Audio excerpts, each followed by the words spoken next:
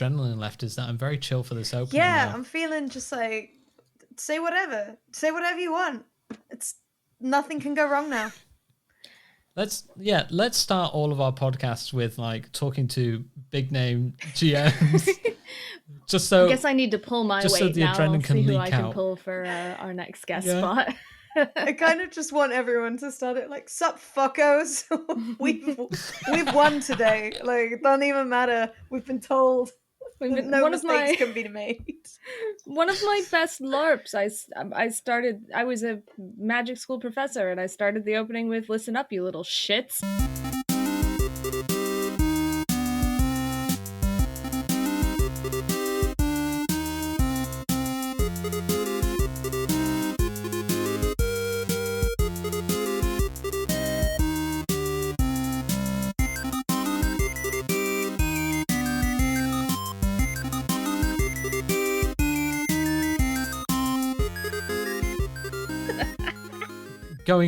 Continuing on from our previous podcast where I complained about my knees and our cod liver oil, back to us, aging husks, playing dice games. Hi, it's me, the shell of a woman.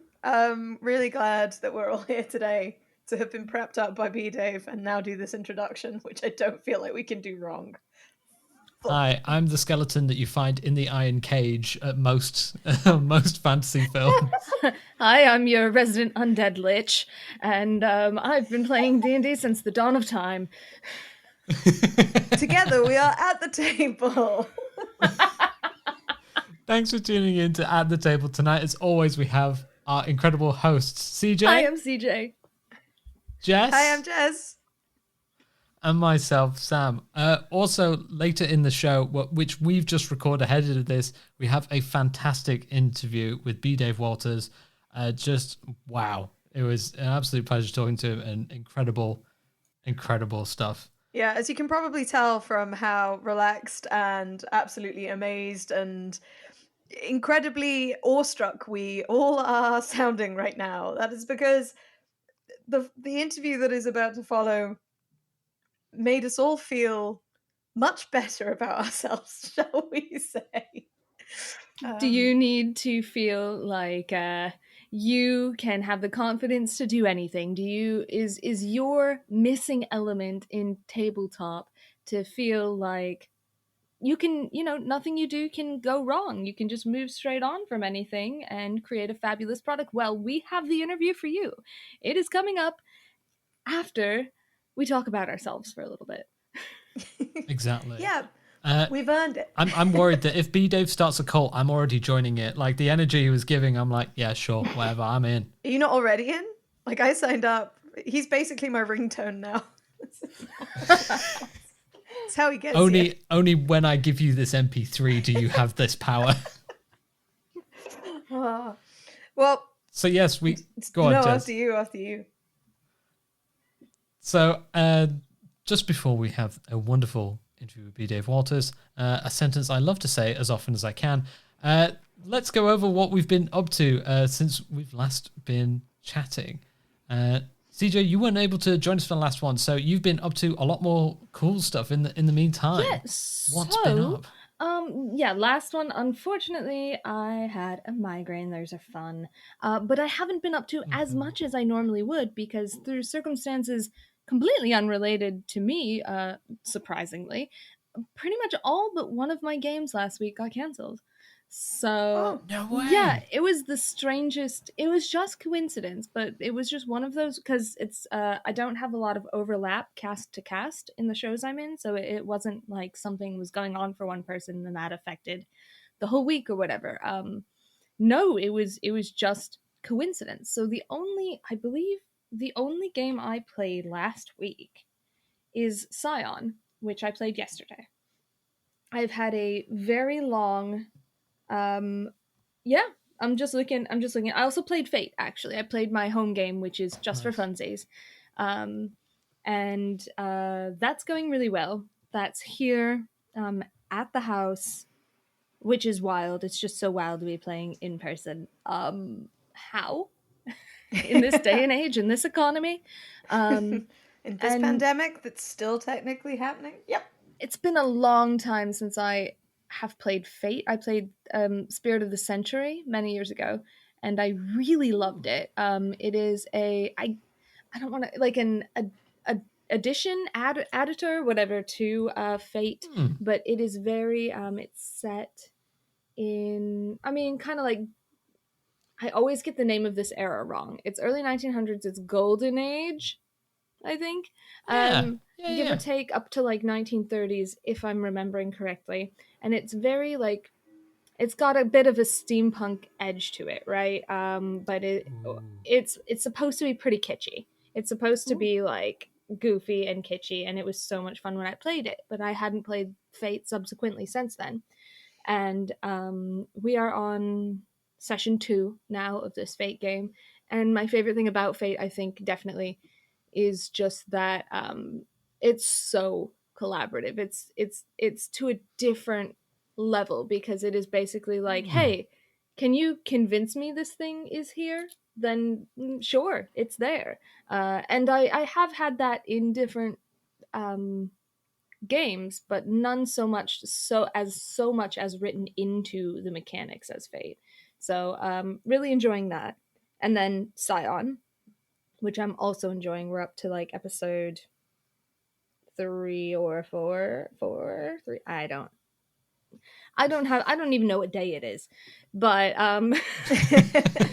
but I'm loving that. I'm really kind of settling into the D10 system, which now I'm doing for Scion. I'm doing for we're doing Trinity Continuum on Onyx Path now, which is a lot of fun. And that's a similar system to Scion. And then a tangentially similar system is the Vampire the Masquerade system. So somehow I went from playing primarily D20 games to primarily D10 games in the course of like a month. And I don't know how that happened. But there's my all-inclusive, but as quick as I could make it run down, because really, I think in the last 2 weeks I've played that, and I've played the Trinity Continuum. We're playing Adventure. That's set in the 1930s, and it is kind of like Trinity Continuum is superheroes, but the Adventure module is sort of like when they get super, super strong. They're sort of like the first exposure to this this stuff, the first superheroes. So they're more like slightly outstanding people, slightly unusual people, and so it's really interesting. And I'm having the time of my life. But lots of Onyx Path stuff now suddenly. Nice. I know I have a copy of Vampire the Masquerade, so I actually need to read through it. Everyone, we had a discussion before, and everyone was like talking about clans, and I was like, I get what this is. I have no idea.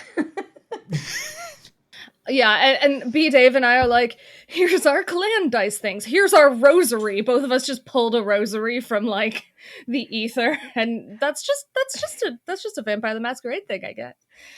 I didn't know. Reach. I did not know what that was, because by this point I'd taken my headphones off and given them to Paul, and you guys just went, "Oh, look, a fun dice box." I was like, "That looks like Vampire the Masquerade," and then you both pulled out rosaries, and I was like, "Oh." They're bonding on a level beyond anything that I know of. Okay, we've gone biblical. Excellent. Good for you guys. Big fan. Those beads have a cross on. We're both like, and we're just devout Catholics. Just devout Catholics. Is this like a game only the Catholics can play? What's going on? I'll get my rune rocks. It's very it's not prerequisite. So I actually saw, I don't want to derail us too much. I think it was a TikTok something, but people basically talking about the prevalence of like biblical and Judeo-Christian themes in Vampire the Masquerade, but basically also talking about like, look, you don't have to play on that. There's a ton of clans that don't have jack shit to do with. Am I allowed to swear on this podcast? I'm sure I have before. Yeah. That don't have jack shit to do with it. So it was just really interesting. I myself, my main character that I play is very heavily influenced by Judeo-Christian ideology, because she operates her pack with the belief that they are God's chosen monsters created to scare people to the light, which is some deep, but I think you're right. Religious trauma is a artifact of vampire like culture and literature. So like to not include it means not bringing in an element. But you're right. There seems to be a breadth enough within that setting to not include it at all and still have a great time. Absolutely. And remind me at some point to ramble a little more about vampire lore, because basically we took something that's very broadly defined in vampire lore, which is the Black Angels pack, and we made it something more specifically defined for the course of it. Actually started at a LARP. Interestingly enough, this was a LARP called The Night in Question, and that year was actually, it was really phenomenal. Just the story came together, everything came together.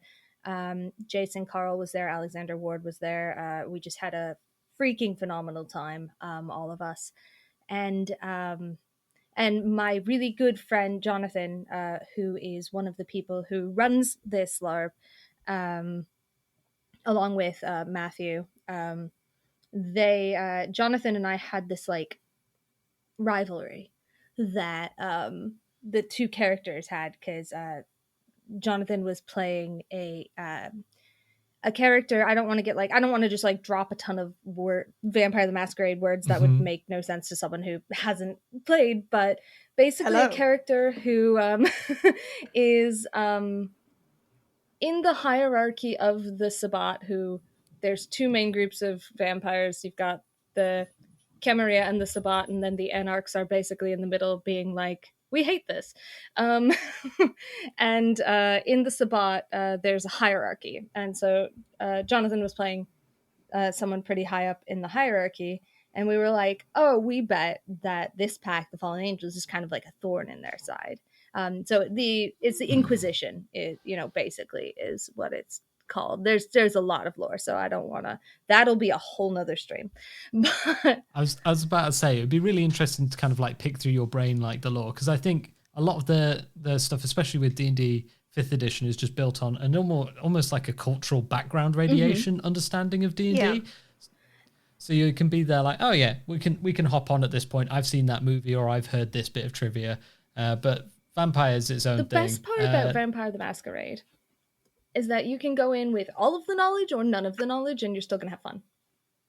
Well, that's good. Okay. All right. I am still in the process of being brought around to it. And at some point in the future, we will play it, and I am sure I will love it. But up until this point, I'm on the fence. On the fence. The rosaries have made me scared. That's absolutely fine. I'm not gonna go on a huge tangent here, but I will say I actually had a very poor I can I say this in public? Yeah. I had a very poor opinion of Vampire the Masquerade as a young player, because at that time the people I met that played that game, well, let's just say in the late 90s, in the 2000s, it attracted a certain sort, which it still does to an extent, but the community has gotten so diverse and so lovely that it's not the same. You're not having the same issues in the community that you had in the 2000s. So it took me, what I'm getting at is it actually took me a while to come around to it as well. Okay. Yeah.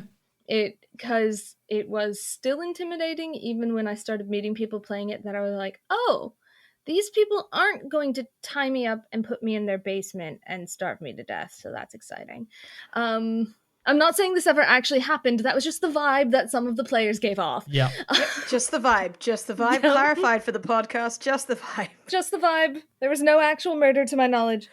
But yeah, I think it's it is very much what you make of it. But there's so much fun lore to play with if you want. But if you don't, you can still have a really rewarding game. So it's because of, I think, a lot of things that have happened with the OGL over the last 2 weeks as well. I am still, regardless of D&D deciding to rescind all of the changes that they've made and just stick with 1.0 and throwing everything into the Creative Commons, which it pretty much was anyway, because you can't copyright rules law. Regardless of all of that, I'm still looking for other systems to play that are not D&D. With Black Flag coming out from Kobold Press, Vampire the Masquerade was put forward as one as well. We are looking at an entire new breadth of games to play, which is what my last week has been generally about. I'm playing Spelljammer with Moonlighters happened on Sunday. The week previous, we played Moonlighters very loosely because I was not feeling well. And as such, I teamed up with Paul and we came up with the idea to have a bit of a sort of back episode where everybody got to catch up on things that they were doing during this very long, otherwise sort of like multiple day space journey. And then we played Taskmaster, legally distinct Taskmaster, because you can't copyright rules. So it was fine. And we got on stream everybody to do a bunch of very fun tasks similar to that which Greg Davies and Alex Horn would read out, and I had an absolute blast. So that was really delightful to sort of put everybody back in their players' shoes and watch you guys perform. That was an absolute delight. And then the week just gone, you guys faced off against a lot of different monsters and things that I've really wanted to play about with for quite a while, but haven't really found the way to inject into both story and travel. And it's when you guys are on the Spelljammer itself that you're able to experience more of that. And so it was an absolute pleasure to have you guys come face to face with 100 giant space hamsters, or the Eyemonger again, or Nightweavers through an asteroid field. I had an absolute time with that. Can I just say, Jess? Yeah. Both of those previous two sessions went hard and were so incredibly fun. Especially the Taskmaster stuff where you were like, okay, let's play around with the space, but like there was still a lot of like in-universe stuff. It tied in really well, and you doubled down on the fact that like, you know, I'm feeling so. Let's go do something that's involved with you. It felt like one of those, like, you know, when you're watching a long series anime and they just have like a special episode, which is like them mooking about a slice of life episode. And they're just like, slice of life episode. Yeah, my entire week has just been playing about Spelljammer, we are on the cusp of such an incredible battle in Dragonlance. And I was so desperate to play it on Tuesday. I was so ready. Then one of our party fell ill and couldn't make it.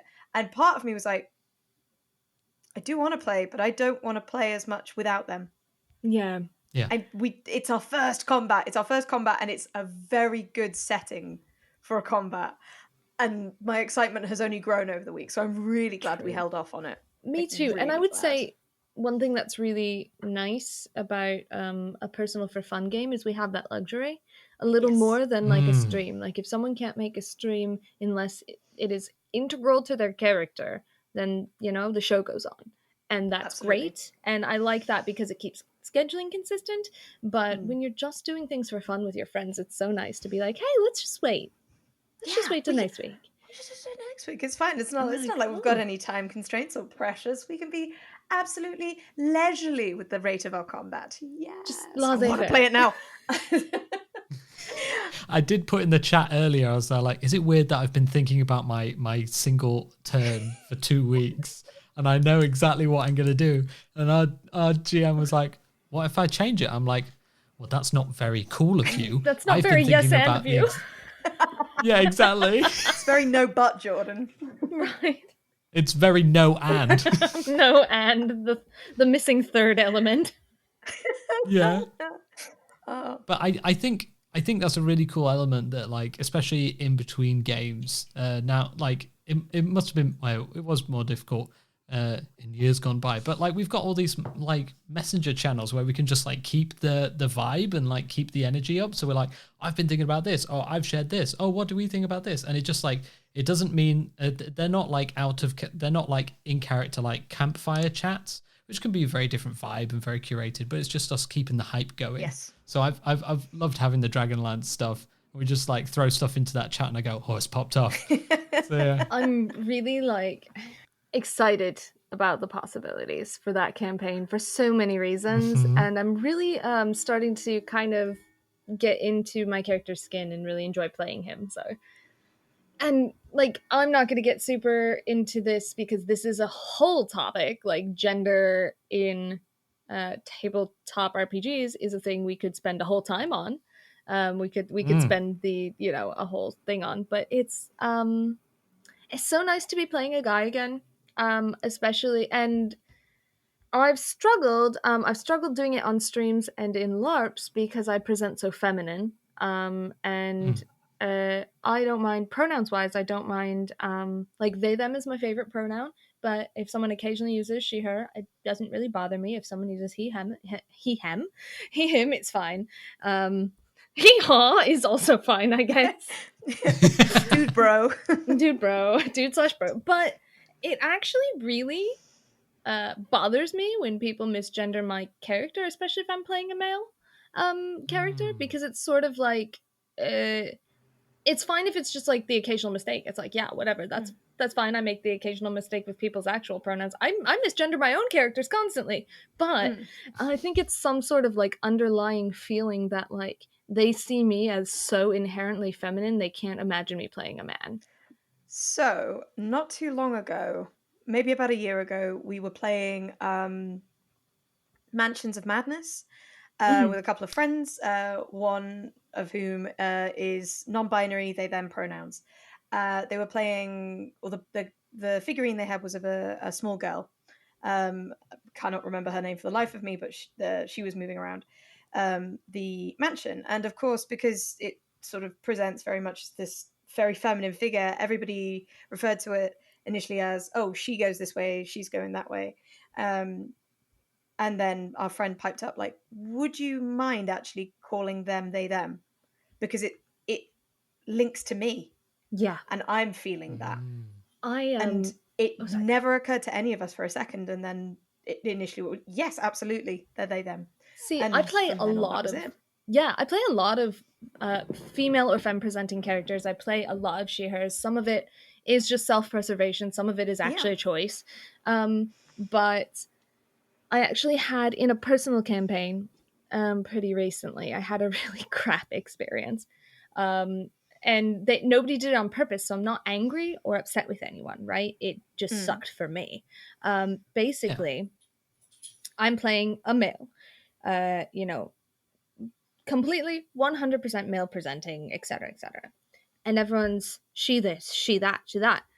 And I finally looked at, because one person was doing it very regularly, and then other people were starting to inadvertently pick it up and also say she, because when you're hearing it, it picks up.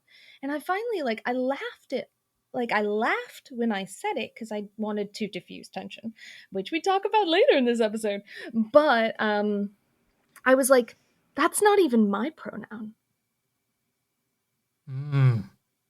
I was it like the character for I said I kind of laughed and I was like, he is a guy, he him, he goes by he him, he's a male, and that's and I laugh. I'm like, and that's not even my pronoun.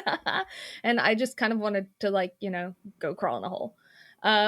So it was just it's so frustrating, and it's such another weird layer, because if I'm choosing to play a she her character, not a problem.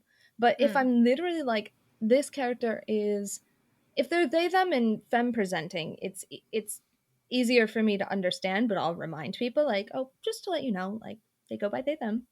But when I'm playing a male character, and if people called them they, I'd be like, okay, it's like a sliding scale, you're a little closer to correct if you're saying they. But if I'm playing a male and you're constantly being like she, and I'm like, dude, that's not even my pronoun, where are you getting this?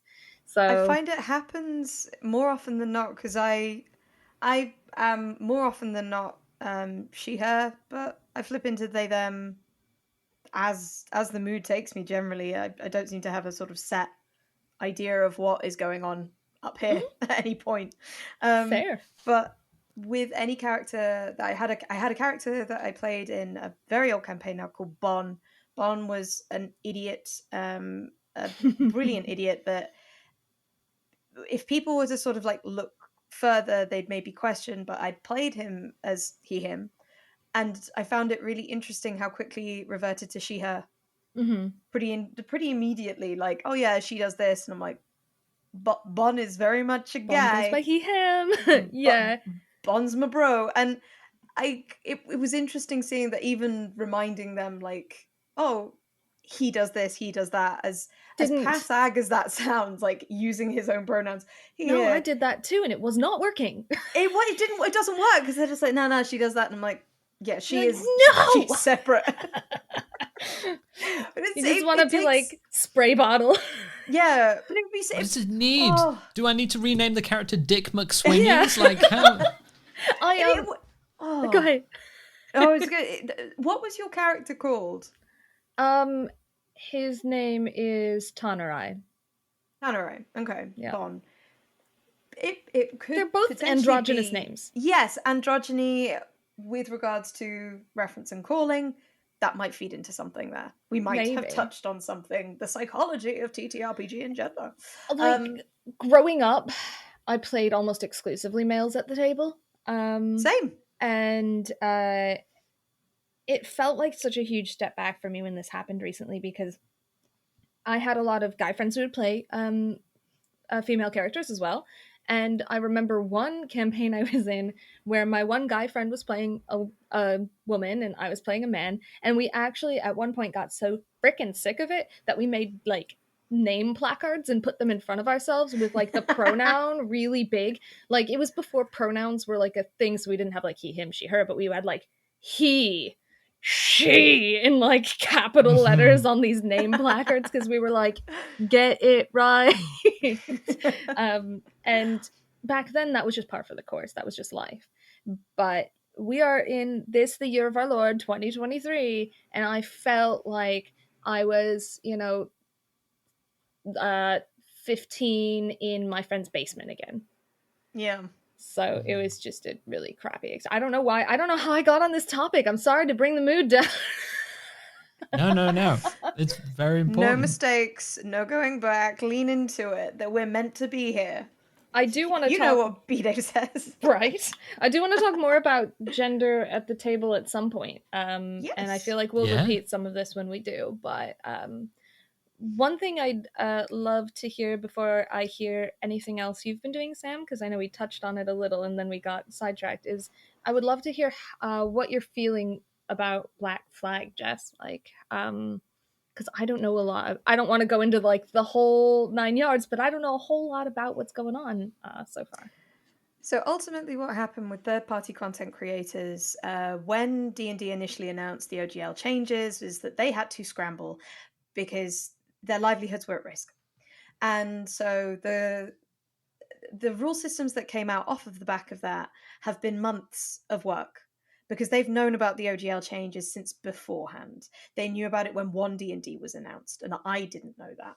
So they've been on the back foot with it and have gone, okay, well, let's prepare for the worst. And then the worst happened, and they went, cool, here's our new systems. So Cobalt Press came out with it. Mayor, name blank. A bunch of others have come out with their own versions, right? And then D&D goes, actually, because we've seen the backlash, we'll just go back to the way things were.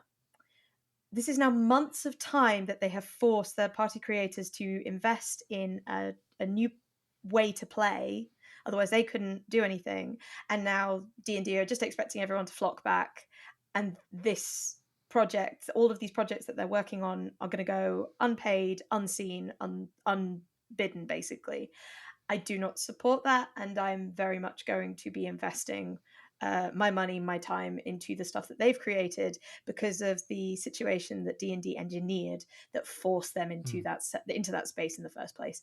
I think it was a really shitty maneuver of them in the to even begin to consider. And I think it's even shittier now that they've just rescinded everything and gone, cool, all of the work that you've been forced to do is no longer needed, valid, or required. Just come back to us. We'll keep everything the same. So no, Black Flag with what it will do, I think will be exciting to see and to play. I have no more information than anybody else does at this point in time, but I fully support still investing in other systems other than D&D. I think the silver lining and is really that we are going to get some interesting new systems out of this, because a lot of people were using D&D as the backbone of their system, or the D20, and the SRD Yeah. and so on and so forth.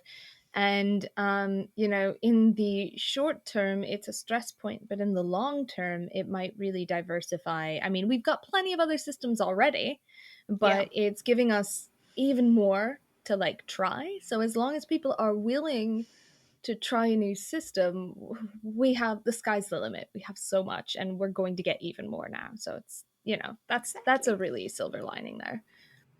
More games? Spoiled for choices. Very excited. Sam, what have you been up to this week?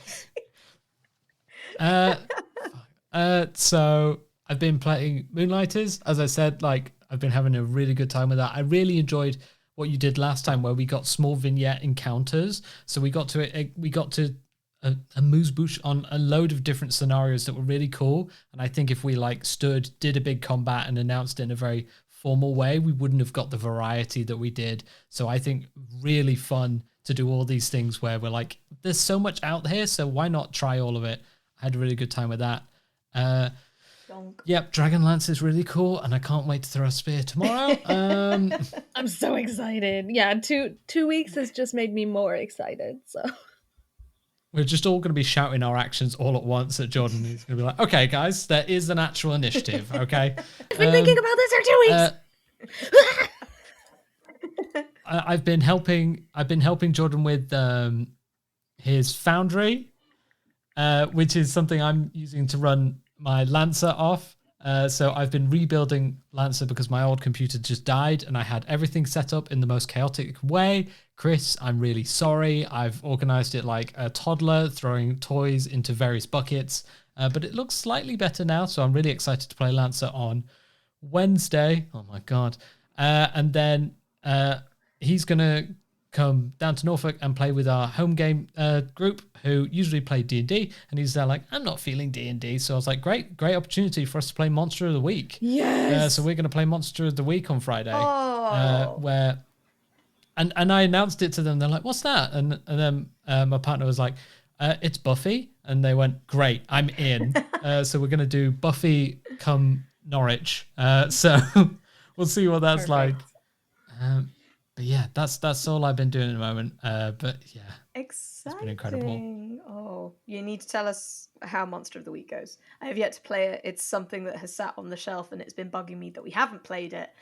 I need to play it. So I really want to play as well. What I love is that I listened to a few interviews by the creator. He's Australian, so he's got a real. He's from New Zealand, so he's got like a very pronounced. It's like lovely. He was there like, I never want to do more than 20 minutes prep for a week session. And I was there like, okay, all right, calm down, Sam. That's very exciting. I know, right? Oh, here's a weird question before we go into what I would like to think is seamlessly into the topic that B.Dave and everybody will be discussing. How long do you prep a game for in any given week? So, say you are running a weekly game. How long do you spend prepping that next session if you are DMing? It obviously depends system to system for me, and title to title. But the 5th edition D&D game that we're running now. We've done so much collective world building that I'm basically just going, that is the logical next step for this. So I don't actually do a lot of prep week to week. Sometimes I write a collation of notes of what I want that to happen in that session for the episode. Lancer takes me a long time because it feels very much like a theatrical piece. All the story beats feel like they're really important. I want to do the scenes that they're doing because they have pathos. They've got a lot of kind of themes that they want to come across, and yeah, No Room for a Wallflower has been incredible, but it's felt more like a production than a session. And then Monster of the Week is meant to be 20 minutes. I I need to like sit down and read. Every time I read, it's near my bedtime and I fall asleep. But yeah, but sometimes it can be anything from an hour a week to something like 3 hours if I'm setting it up on VTTs, where I'm just trying to get all the assets on. CJ, same question. If I can get away with it, no more than an hour. But there are definitely, for me, it's less about what the system is and more about what the storyline is, because some things just need bullet points, but other things need like, not like, definitely not railroading, but like major plot points you have to hit at some point. And when you get to that, then it's all right. Now I have to look back at my old notes, make sure I'm threading in the right threads, making sure I've got I'm dropping the right hints for players that they may or may not pick up on. Make sure these NPCs are saying the right things if I can get them to say it. So like little ideas of hints I can drop and little ideas of lore that can just kind of come out semi-organically. Whereas, if we're flying a little more by the seat of our pants, or it's not as plot heavy, or if the plot is less reliant on me as a GM, then I can do a lot faster and I can really just bullet point like, here's where you are, etc. The only other thing is it definitely pushes over the hour if I'm making maps, which I usually use Incarnate, and I love it. And it's really like just a relaxing time for me, but definitely I can get carried away, and it definitely takes more than an hour if I'm making a map for the session. So it all sort of depends. I would love to hear what one of my GMs has to say on this at some point, because he makes custom he uses custom bits from the community, but he makes all of our maps for Spelljammer on Tailspire. And I'm just like, I cannot imagine the amount that of is an like undertaking. That is next level. I've seen some of those setups. They're incredible. Amazing. Absolutely gorgeous, but like, whoo, holy cow. Yeah. I've played about on Tailspire a little bit, and I am no designer, so that ended horribly. But it was nice to see how much time people are putting into such an immersive experience for everyone to have online. That's wild. Gorgeous. What about you, Jess? So I being the anxious creature of habit that I am, I over prepare and make sure I've got 80 different things for any situation, and will prepare somewhere between 6 hours for a single session, because I am horrified at the idea that I don't know what's going to happen next, and I haven't beaten myself out of that yet. What I'm going to start doing moving forward is pulling that down and flying by the seat of my pants a bit more and trying to trust my initiative, because every single week I GM, something unexpected does happen, regardless of how much fucking planning I put into it. How much I think I know what everyone's going to do. No. The answer is fucking no. It's never going to be that. So me spending as much time as I am at the moment attempting to sort of go, no, this will happen next, and then that will happen, and then I will have the perfect descriptor for this, and then that. It's never going to happen like that. There's no point in that. I'm going to give myself 5 hours extra in the bath or something, and then you guys are going to get like an hour-long prep session for one session or something like that. But anxious nature me. I think we should sit down and talk about prep. Yeah, absolutely. Yeah, we should. But you're really good at improv, so just Here's the thing. I don't think I am, because I am an inherently anxious person. Trust and the this process. Is going to be, and this is going to be something that in this next portion of the podcast we talk through with B.Dave Walters: anxiety performing and creating game systems and playing as part of a new team or a new game. If you struggle with anxiety like I do in such situations, highly recommend listening to what B.Dave has to say, because you're going to come away feeling like a new person. We are joined magnificently by B.Dave Walters. Say hi, B.Dave. Well, I do actually have some... The dozens... Hey, that is the dozens and dozens of my fans tuning in to listen right there. All right? I can see them all outside. It's a little unnerving, but thank you for coordinating that. That's it. They just show up. They have signs and everything. It's beautiful. The glow sticks are a new touch. I like that. That's nice. Little rave culture. You know, that's it. You know, I mean, hey, it's if you can't have a mobile rave, then like, what are you even doing with your life? Yeah. It was so nice of them to turn up to each of our houses with all of the screaming and signs. Oh, it's so cool. Hi, guys. How do you know where we live? Hey, you know, the people. They have the internet. There it is. When the symbol goes up, they answer yes. The B.Dave symbol. Well, there it is. There it is. It's just a B in the sky, and if you know, What I you love know is where you don't know. What I love is the idea that you've got dozens of fans, which means like divided between us, it is a small group just behind at each of our houses. 6 to 8. It's like Yeah. roughly 5 people trudging through the snow like zombies here in Michigan. Yeah, exactly. Commitment. Thank you to all of them. And then hey, They thank really you took to the you all. shit job. I outsourced, but yes, thank you, and thank you all for having me on. Absolute pleasure. Thank you. Great to have you. For those of you who may not know B.Dave, although I find that incredibly unlikely, you may know B.Dave from LA by Night, where he played Victor, or Freely from Rivals of Waterdeep, or an entire host of other incredibly excellent TTRPG plays and all sorts. Since I've been watching live streams, B.Dave has been a pretty excellent staple and someone I refer back to. So, like, having you here is just it blows my mind a bit. I think you can probably tell by the fact that I'm stammering and stuttering. No, thank you for having me. Point of fact, I only guessed it on Rivals of Waterdeep. It's my friend's show. Freely wasn't on that show. But yes, I've done all sorts of D&D, multiple streams with Freely. Ran D&D for the cast of Stranger Things. Had the first D&D stream on television. Invitation to Party on G4 TV. Wrote Dungeons and Dragons: A Darkened Wish, the official D&D comic book. Lead designer of Into the Motherlands, which is a TTRPG. Basically, screenwriter, friend of all mankind, you name it, I've done it. Wherever you like watching stuff, probably been on it. You're quite the TTRPG renaissance man. That's the way to be.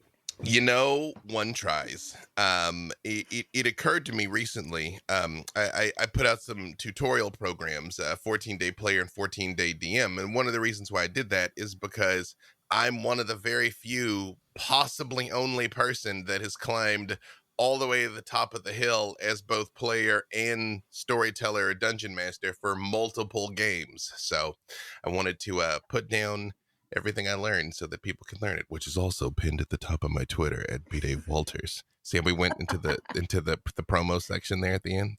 I'm sorry, the interference is cutting in. We can't get that bit. We'll yeah, sorry. Okay, got it. We'll try it again. And that's particularly why we wanted to bring you in today, because like your well-rounded like experience of the game, both like as the home game and then coming on to like the beginning of the streaming circuit, and kind of that broad experience of play at home and then players' performance, I think is something we'd really like to talk to you about. Mm-hmm. Absolutely. My body's ready. Also, I have a Darkened Wish. It's absolutely sick. Thank you so much. I literally read it. My partner got it to me for like Christmas Eve, and I read it cover to cover in a single sitting. It was sick. Thank you so much. Oh, fantastic. That makes me feel so good. You can't tell, but the screensaver on this computer, I have multiple monitors, but my screensaver is still Helene from A Darkened Wish. So my girl's always with me. Yeah. Also available wherever fine graphic novels are sold. Dungeons and Dragons: A Darkened Wish. I have already plugged it on this show, but I'm very happy to plug it again. I think it's on like 2 episodes as well. You've just been like, I've been reading A Darkened Wish. It's been amazing. Like, and then like in a completely unrelated episode as well. It's just the B.Dave Walters fan cast, I think. I'm glad that he wasn't just like, you know? So So I've got your book here. It's Yeah. all right. yeah, it's all right. Can you imagine? I have some notes. Yeah. Why did you choose this specific? I don't know. Everyone getting to like their max power level and being really sick. I don't know. It kind of withdraws. No, it was fantastic. Thank you so much. So we wanted to talk in particularly about kind of like, I think like the anxiety of gaming and the performance of it, the kind of like I've put like the table fright or stream anxiety. I've been listening to a lot of interviews with you, Ian. You are a very chill person. You've got a very kind of, you exude a calmness and a preparedness. And I think it would be really interesting for people at home who really suffer and they think every time they step up to the table or go onto a stream that they're like, the stuff that I'm doing, not allowing me to play, is making it a less enjoyable experience for everyone. So I'd love to like dive through and pick through that with you. I'll try not to give the whole monologue right now. I'll just give the cliff notes and then dive into it. I think you really need to remember two things, maybe three. First thing is you're not weird for feeling nervous. Everybody feels nervous before you go live. For me, that nervousness manifests as excitement and anticipation. But a lot of times you'll see if I'm on set or something, a lot of times like I literally kind of like bounce a little bit, like getting hyped up and just going with it. But I mean, I like that though. Like it's time, you know, but I still feel it. Everybody feels it. Nobody just has 100% ice water in their veins. And it's funny because back during LA by Night time, we'd be on set and there was just such a spectrum of how people would get ready. And I won't bust anybody out for their process, but there was one person that needed like over an hour. Like they had to go and listen to music and you could talk to them.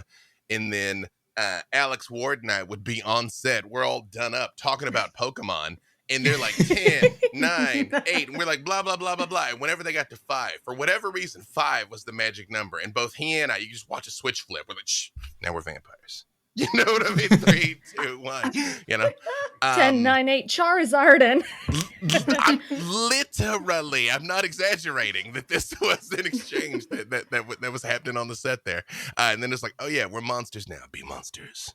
I am more, I would say, empathetic with your man or your person who needed an hour to prepare beforehand. The levels of anxiety, I feel like parts of me just shut off, and it's all I can focus on and all I can think about. And I'm like, have I prepared enough? Have I gotten enough of this down? Do I understand what's happening? Do people like me? Do they really like me? And it's 1,000 whirlwind thoughts, which is just not conductive or productive in any way. And I feel that really holds me back, especially, I mean, at the moment we're streaming Moonlighters on Questing Time, and there will be a good hour before we go live that I feel so lost and like I don't want to do it. And then the closer we get to the time, I'm like, okay, well, just do it, see what happens. I have a great time every time, but I can't convince myself that I'm not about to fail horribly, fall on my face somehow. And I can never shake that feeling. It's ridiculous. Like, I know it's ridiculous, but I can't. I don't feel the excitement, the anticipation. I feel the what if everything goes wrong? Well, nothing wrong with you for feeling that way. Very normal. I would say 2 counterpoints to keep in mind. You don't have to worry about making a mistake because you can't make a mistake. It's not possible to do it wrong. You can get tongue-tied, just say what you mean. You can trip over your words or something. A lot of times, that's the stuff that actually brings this medium in particular to life.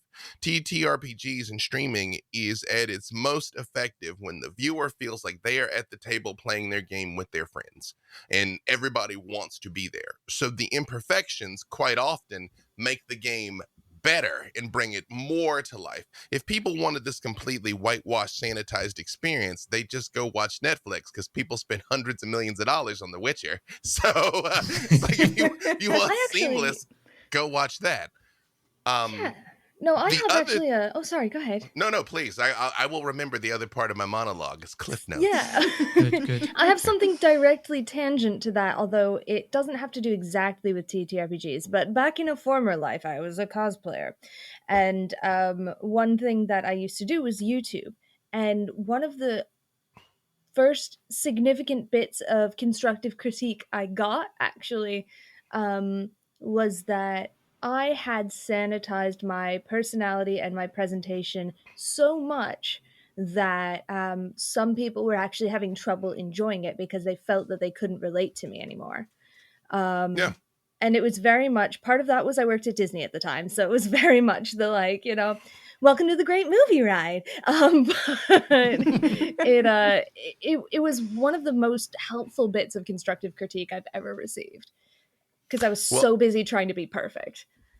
You know, leads to the perfect segue to my other bullet point is that exact thing. It's you hear a lot about this Matt Mercer effect where people are like, oh, I can't DM like Mercer. And people are like, oh, I can't do what Brennan does or Bria does. Can't do what B.Dave does. And I'm like, guess what? You can't. You really can't. You really cannot do what I do.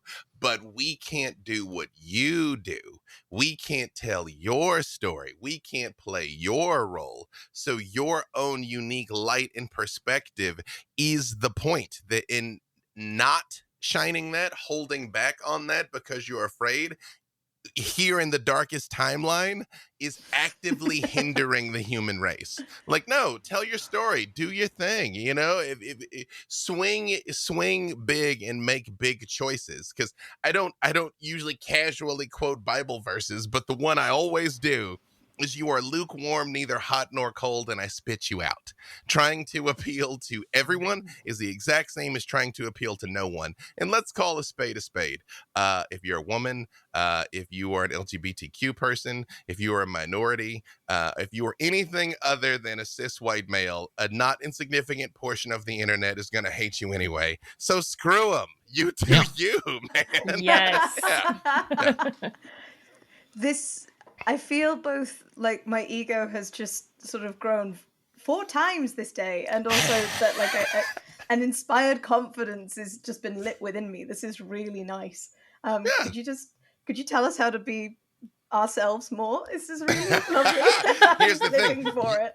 Yeah, I was supposed to say, you are all the experts on being you. It's just, again, if there's just one thing you got to take from my voluminous rambling, is you can't make mistakes. You just can't make mistakes, you know, because a lot of times, as I said, that thing that you think is a mistake is what is actually going to set off what might be one of the best parts of the whole show.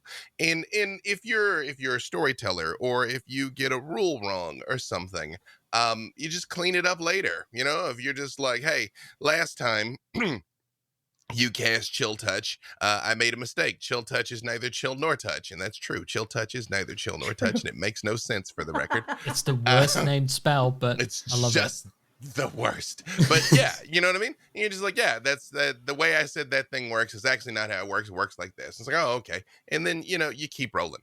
Nobody has 100% of this game or any game committed to memory.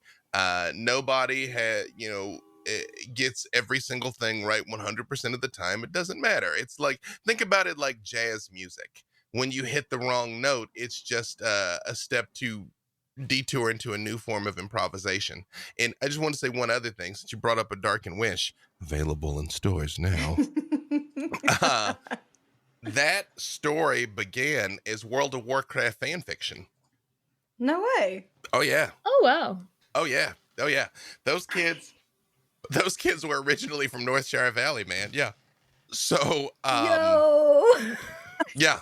Why are you doing this to me whilst I have it next to me? That's oh, believe me, it's legally distinct now. I'm just saying the initial framework of the narrative. That's where it came from. And you know, things like that, fan fiction, fan art, all that stuff. I mean, it is a valid contribution to something you love. And it also is an opportunity for you to get out there and put the reps in to be able to do something that you really enjoy. And one day, and possibly at a higher or professional level. So it's the same with TTRPGs. But one thing I will also add is the difference between a home game and a stream is a home game is a social activity. You share a meal together. You talk about the new TV show that everybody's into. You Yeah. complain about, your partner or work or whatever, and then eventually you roll some dice. A stream cuts all of that out, all of that, and it is just the meat of the game. So the number one thing that I recommend for people who want to try and do this professionally, and when I say professionally, I mean if you've earned $1 at it, not necessarily enough to live. Like if you've been compensated, you are a pro at that thing. Is when you're playing at home to the best of your ability, play for real, like the cameras are on. When you immerse yourself in the game, don't come out of it. Try to stay in character. Try not to do a lot of silly "that's what she said" stuff, unless that is expressly the tone of the content that you're after. And practice like you play. Yeah.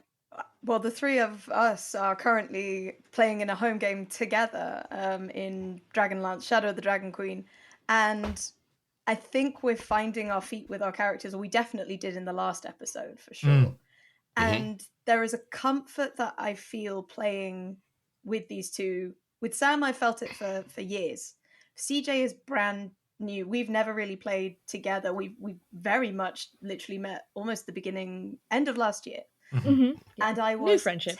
I was terrified to play with new people. I really was. And the way in which a group comes together when they've not played before and welcomes new players, new voices, new ways that people play, whether it be role play heavy, stat heavy, combat heavy, how they want to play.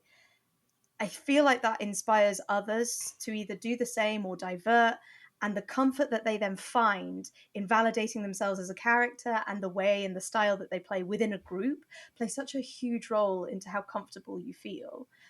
I couldn't ask for any better playmates, honestly.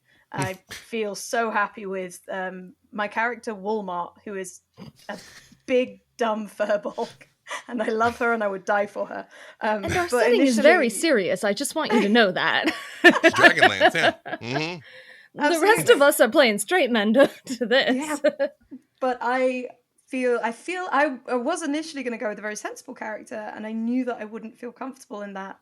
And I needed a sort of like a humor escape to be able to almost pin all of my failings on, or any anxiety I had. It can just be like, it's a dumb joke that Wall makes for reason 487.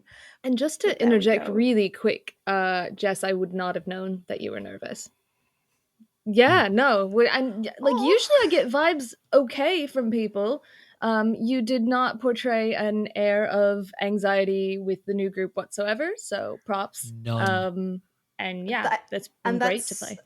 That comes back to how anxious I do feel at the table, is the need to make up for it. The need to constantly be on it, aware, making jokes, making fun, whatever it is, to sort of hide the fact that I am very anxious at any given table that I play at. Sorry, go ahead. No, I was just going to say that sometimes it plays to my advantage.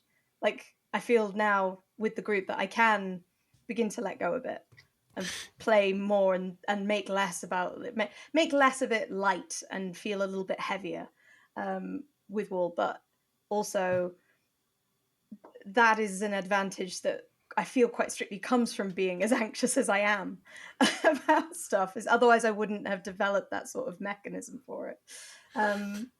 It's not something I can just let go and lose myself in. It's never been that easy for me, I don't think. So I guess it's a coping mechanism as well.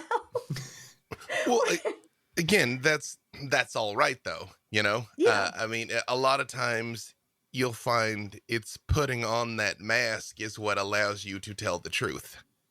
Yes. I will say that the thing about comedy is comedy exists to diffuse tension. That's what comedy's for. And when properly applied is wonderful.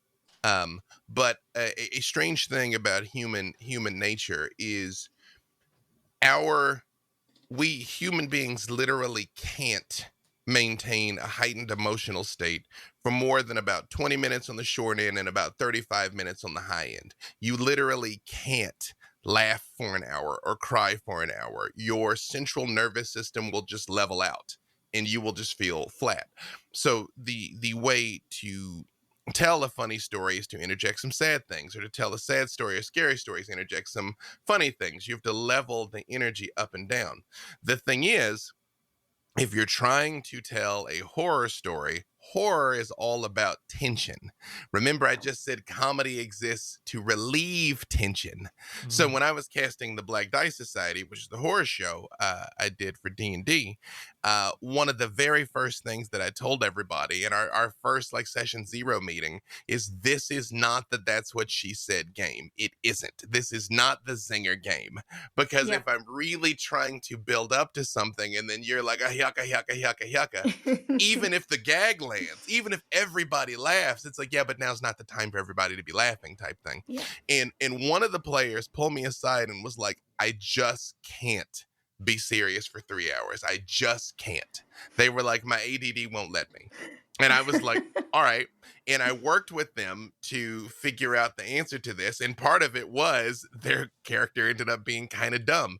But I won't even tell you who it was, because we'd worked out a whole thing, got to episode 1, and when they opened their mouth, the character we discussed is not the character that showed up, which happens a lot. You know?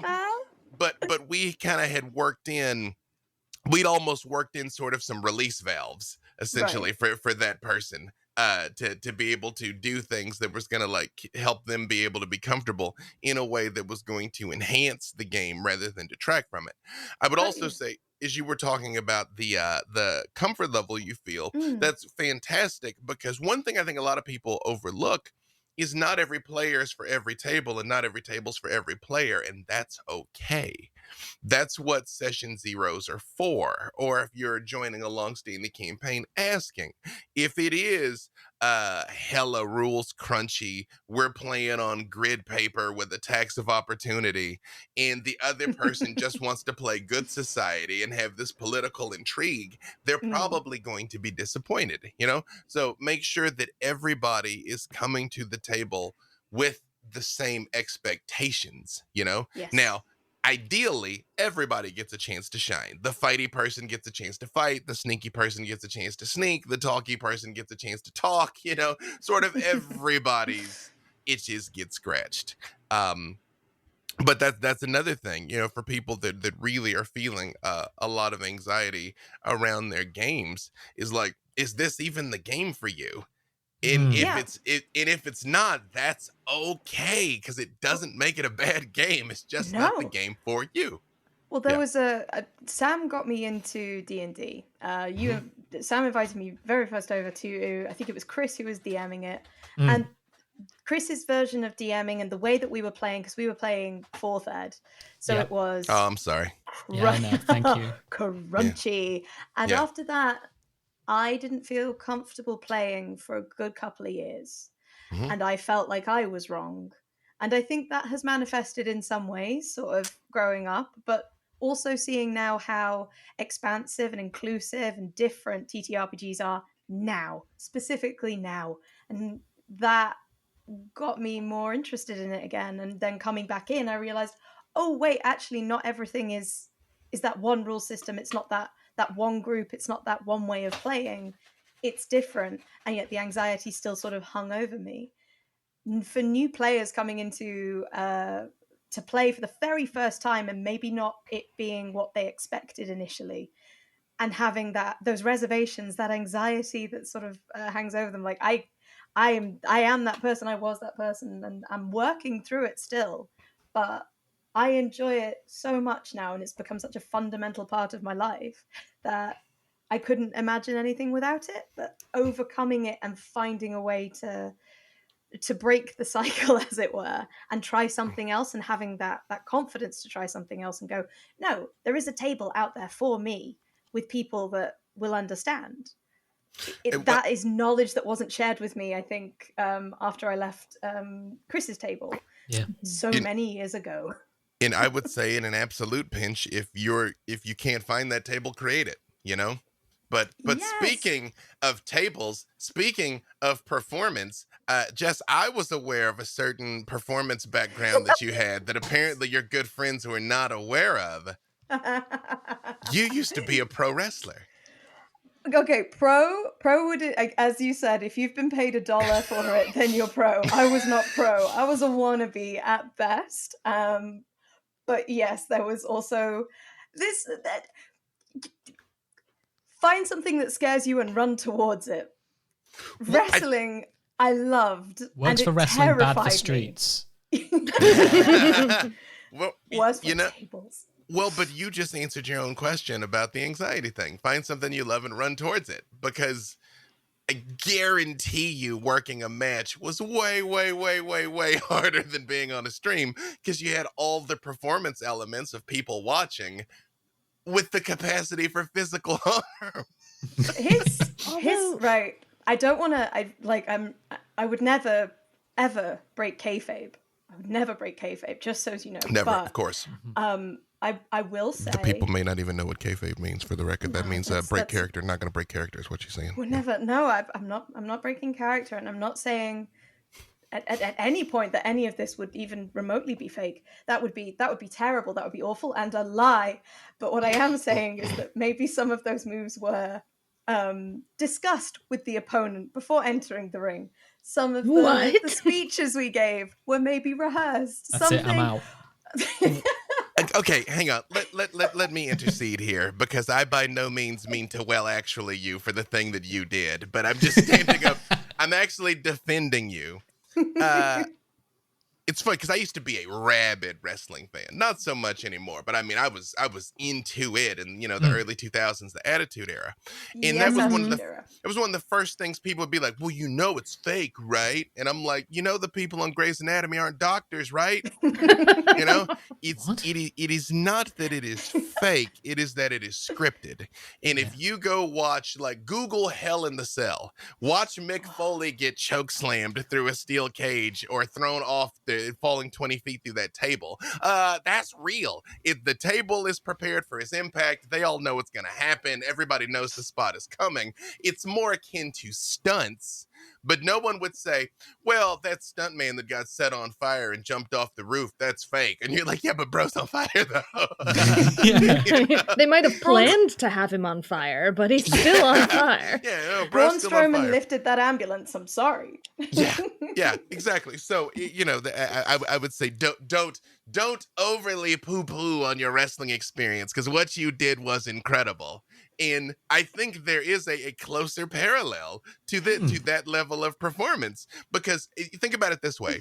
If a lot of times when I'm DMing and when I'm playing, I will say to my other characters, I'm like, hey, is there a scene you want to have this week? Is there something about your character that you want to get out? Is there something you want to explore this session? If I mess that up when it's time for me to deliver it, well, then we just kind of fumbled it and we do it the next time. If you mess up a freaking Hurricane Rana or something, you could have broken somebody's neck. So you've already done something way harder. I'm just letting you know my signature move was the diamond cutter, because she's Jess Jewel, baby. Bang. Yes. Gosh, Jess. Listen, Diamond Dallas Page was my boy. I lifted that move so readily, it was unbelievable. But yeah. I don't know. If you know me at all, you're probably not surprised that my favorite wrestler growing up was The Undertaker. Yep. Rest The undeniable. in peace. Yeah. Yeah, he was there on the 30th episode, 30th anniversary of Raw this week. Yes. Was he? Oh yeah, he came back. He brought the American Badass back. And when he came out on the motorcycle, then the American Badass, everybody's going crazy. They were like, this is the first time we've seen this version of The Undertaker in 20 years. And I was like, well, that's enough TV. I'm just gonna go soak something, Yeah. That's okay. They probably didn't mean that. That's fine. Yeah. That was a misspeak. Definitely a misspeak. Right. That's what happened with it live. So, not to completely detour into wrestling, because I absolutely will. I just wanted to point out performance is performance. I guess a better question is, when you felt the jitters of going to work a match, how did you overcome that? Because that is directly relevant to the task at hand. There would be times where I completely bricked it and lost the crowd, and that then feeds into the anxiety sort of complex. But then you just run around the ring and pull your moves. You run your routines, and you trust your partner more than anything else. You have to trust your partner and the person that you are in that ring with, and then it would be fine. And you would go out and go, okay, well, we do it better next time. We have learned a thing, which is that if you fumble that opening line, push through it. Don't just sit and stutter. And It strikes me that you have multiple partners to trust on a stream and on a table. I mean, wrestling and role-playing, they go together like wrestling and role-playing. A sword in a sheath. A sword in a sheath. His Indoril glistens in the background. Horse and carriage sounds horrible. What am I talking? I was trying to think of. There was I can't remember the name of the move, but I've been seeing on Twitter all week Logan Paul jumping off of the ring, the top ring, the rope, and flying into, I think it was Sami Zayn, and then colliding in the air and falling on the mat. And I can't remember the name of that move for the life of me, but that goes together like that. I mean, wrestling and LARP have been tied inextricably in the UK. Like a lot of the wrestling community go to like the UK LARP conventions. That makes sense. So a ricochet, for the record, is the move. It's a ricochet spot. There you go. Thank you. Yeah. I'm glad we have you on hand for this. I will say... sorry, go ahead. Just one super quick thing that I wanted to add to what Jess was saying there. And this is true of performance in general. This is true of public speaking, everything. When you mess up, no one knows you mess up unless you let them know you mess up. Like if you're 7 years old, 7 versus just being like 7 years ago, if you just keep going, it's fine. It's only if you stop and are like, oh no, I messed up, that anybody even knows. Just roll with it, work with it. Even just like speak slightly slower. Like if you're doing a performance, you're doing a big description. Sometimes I'm dyslexic. I will read ahead of myself in my brain to where my mouth is like 2 lines behind. So I'm there. So eventually I run out of words and my brain's like, what do we do now, buddy? And I'm like, boop, boop, boop, boop. But if I speak slower, I describe it. It's more atmospheric. My brain and my mouth are working at the same speed. You're right. And no one knows I fluff if I pause for effect or for anything else. And I think I'd like to double back on the stuff that you were saying. Like, if you go headfirst into the stuff that you really love, it will come through in your performance. It'll come through in the game, and you'll have a great time. And something that I know quite a few people have messaged me about is, are people going to feel weird if I bring like an existing character that I know straight to a game because I love them and I want to explore that? And I know you've got a really big thing for Hunter D, and you've brought that character to a couple of tables where you're like, I would like to do this, and I'm having a great time doing this. And I know some people who've gone, right, I'm literally bringing Kakarot from Dragon Ball Z, naming them Kakarot and playing Kakarot. Pathetic clown. It's just like having a great time, just being like, I'm just going to do this. And no one's going to be like, I can't believe you brought like that. If you make it mesh, and if it doesn't like actively intrude on other people's role play, double down on your stuff. My first character I ever played in D&D 2nd edition, way back when dinosaurs ruled the earth, was an elven fighter mage thief based on Vampire Hunter D. That expressly was the character concept, like straight up, like the character's name even was D. So yes, that's lots of people are playing characters that are only a very thin reskin of something else. I just want one other thing I wanted to say about that mistake thing, and I was like, if you make a mistake, nobody knows, keep rolling. Let's say you make a mistake and it's huge and obvious, just own it and lean into it. You know what I mean? Just like, I'd be like, well, got tongue-tied, let's do that again, and then go with it. It's fine. And I think everybody believes there's a fallacy of thought. I think it's the spotlight effect. I might be getting that wrong, where it's we believe people are watching and judging us way more than they are. that if you get a little bit of like sauce on your shirt, you think like literally everybody is like, look at that clumsy bastard with the sauce on their shirt. And the thing I always point out to people is I'm like, yeah, but are you thinking about that? Like, is there somebody right now that you're preoccupied with, like, oh, what's that guy's deal? It's like, probably not. No. They're also 9 out not of 10 thinking that times. about you. Yeah, on occasion. One thing I mhm. really want to bring up to talk about really briefly in regards to this, though, because my big background is musical theater, tangent to wrestling, tangent to all of those things. One of the things that I have struggled with sometimes on stream is that the physicality just isn't there. Sometimes it's so easy to move through a feeling or a mistake or an anxiety or whatever through physicality, or you're like, well, I've got this dance number, I'll get it out, or I've got this move to do, and we'll do this move. But when I'm sitting here streaming, it's not like I'm stock straight. It's not like, I don't sit there like a robot, but it's a very different art form in some ways. See, I would submit, I realize you can't see me right now, dear listener, but physicality is one of your greatest tools at the table. That even if I'm like this when I'm talking to you, is a lot different than if I'm like this when I'm talking to you. Like you still you have a lot you can do above the waist. I guess I would say Yeah. It's sort of like the difference between film and theater. It's smaller move. I'm not going to get up and physically move, but certainly I have the expressions, I have the, where you're positioning yourself, things like that. But yeah, it is still very I I also have ADHD, and so it is a very stationary art form. Yeah. Yeah. And that was an adjustment because I did not do a lot of film in my career. So all of a sudden it's like, okay, you have to take what you do and bring it in. And I'm like, okay, well, how do I channel all of my big feelings through like an eyebrow raise?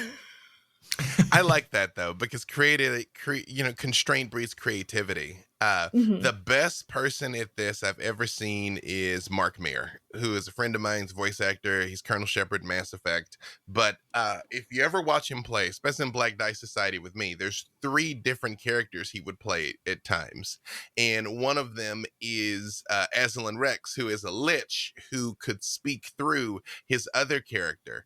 And you would just see the way that he would change in the chair, that you're like, oh, it's Aslan now. Like, and it was the smallest thing that you're like, oh, Aslan's here. That's cool. And I loved watching it every single, like before he opened his mouth, you were like, oh, Uriah's gone and you've changed. I mean, that is an important part of the performance to be able to be mindful of as well.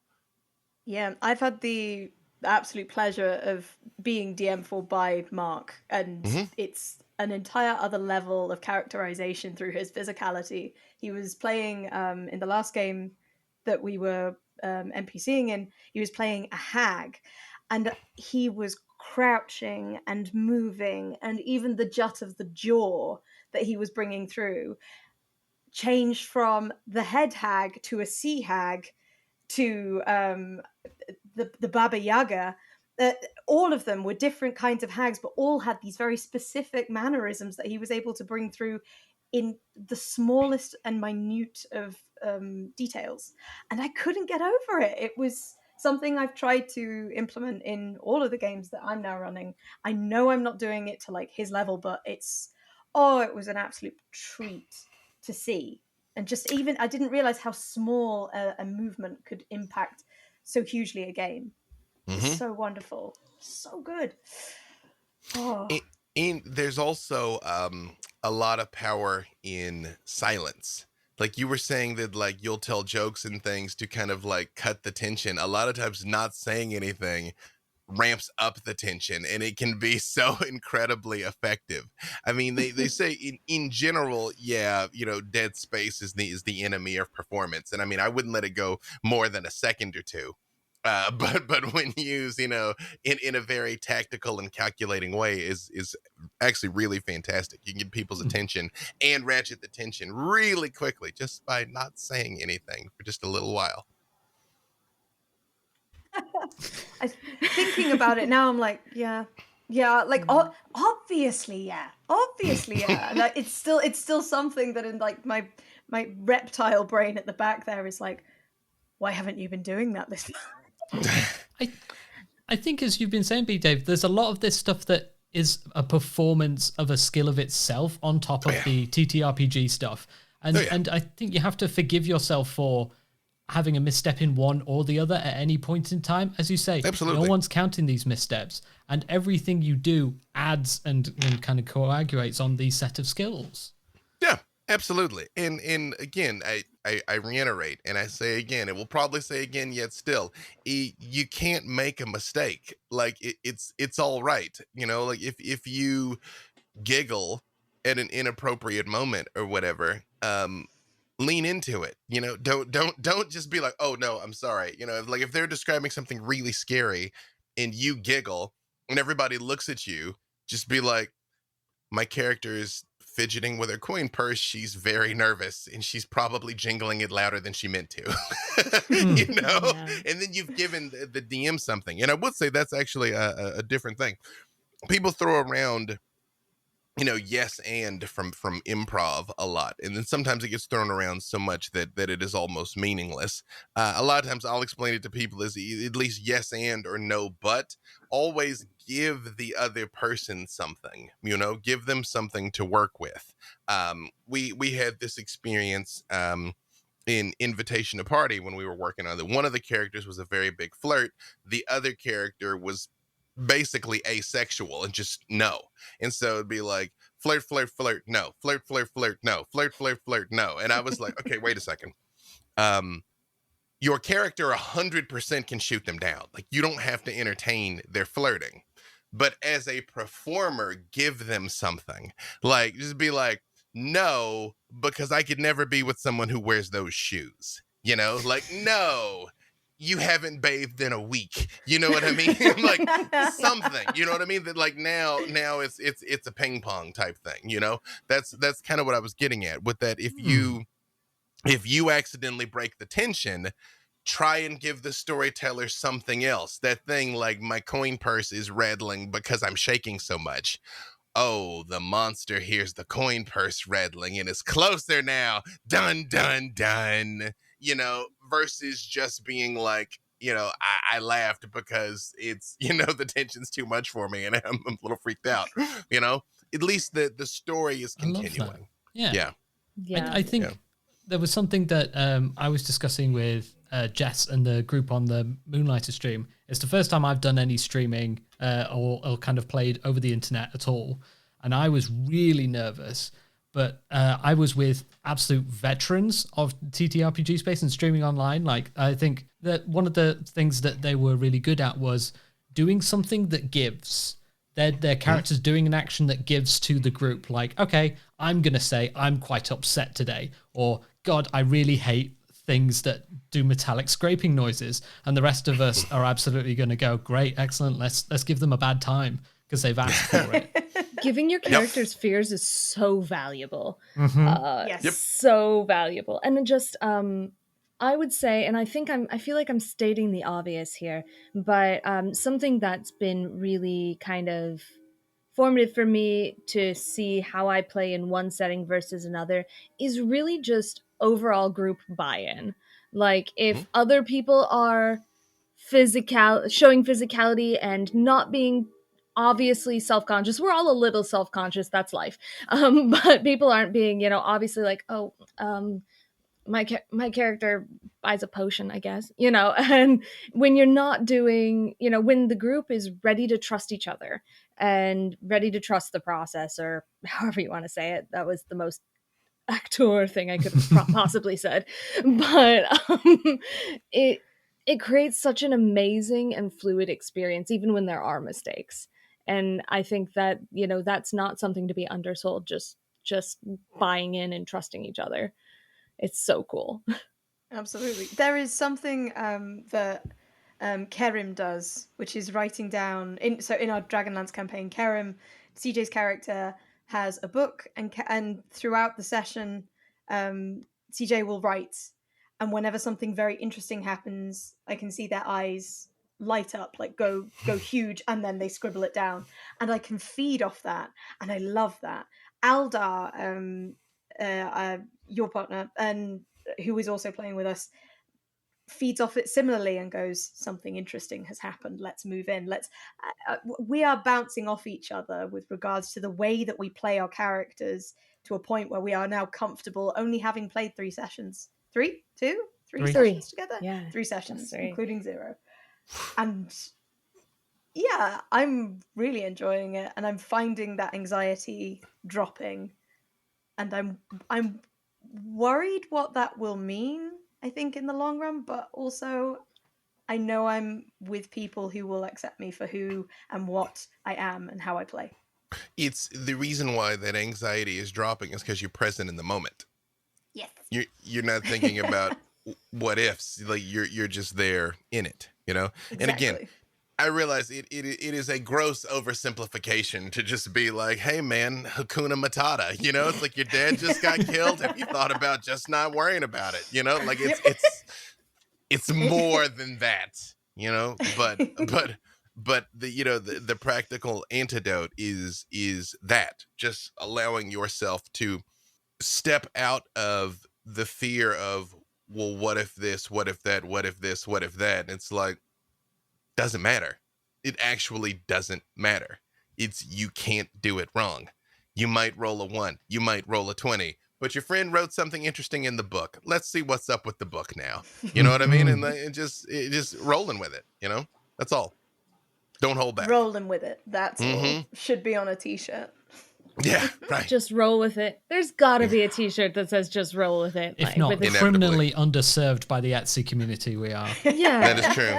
So if I've been on the internet, I'm sure it exists. And if it doesn't exist, dear listener, you know what to do. Yeah.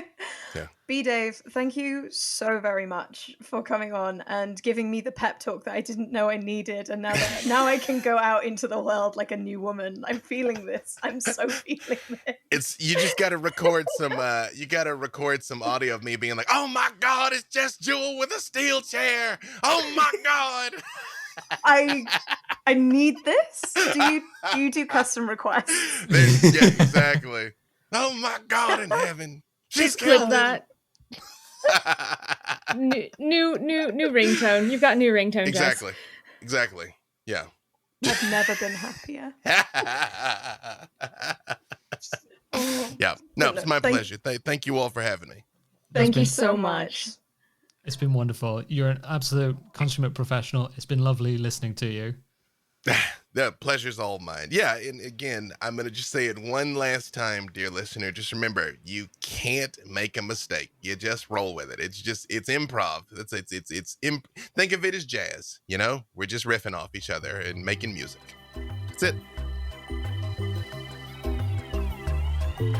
Hi everyone, we forgot to share socials at the end of that wonderful interview. We kind of found a lovely place and then we cut the recording. So here I am, adding it back in at the end. You probably have found Project Headphones everywhere, which is how you're listening to this. But if you're listening to this somehow in a sphere with no access to the social media, we are Project Headphones on nearly everything. Sometimes just try and remove some vowels from projects. So on Twitter, we are PRJCT Headphones. We're on TikTok and Instagram too. We're hoping to be more active there. So please feel free to share with your friends. CJ is on @CJ Starry on Twitter. Jess is on @DrBees. You can obviously find them on the streamings they do. CJ's doing a lot of streamings all over the place. I recommend you go find their link tree. And Jess is obviously streaming the Moonlighters on the Questing Time Twitch. So tune in on Sundays at 7 p.m. GMT to catch that. Obviously, our wonderful guest, B.Dave Walters, is @B.Dave Walters on all the social media. So that's a perfect place to find them. Please go buy Dark and Witch. I know I've said it like 3 times already, but it was really fun to read and quite interesting to hear that, you know, maybe it's a bit of fan fiction, so that can go along. Thank you for listening to our show. At the Table has been a Project Headphones production. You can see more of our work over at projectheadphones.com. To support this show, please head over to our Patreon, which is /@thetablepod. To get in contact with the show, please email atthetable@projectheadphones.com, or as I've previously said, sam@projectheadphones.com to go direct to me. Please remember to rate, review, and share amongst your friends, which is the best way we can get the show out there and do bigger things. We've obviously had the wonderful guest B.Dave Walters on. We're hoping to do a next episode on gender, so we've got an excellent guest lined up for that one, so I recommend that you tune in for that. Our music was Captain Scurvy, and at the end, because B-Dave mentioned jazz, I put on a bit of space jazz. Those are both songs by Kevin MacLeod at incompetech.com, which are licensed under the Creative Commons by Attribution 4 license. Thank you very much, and roll well.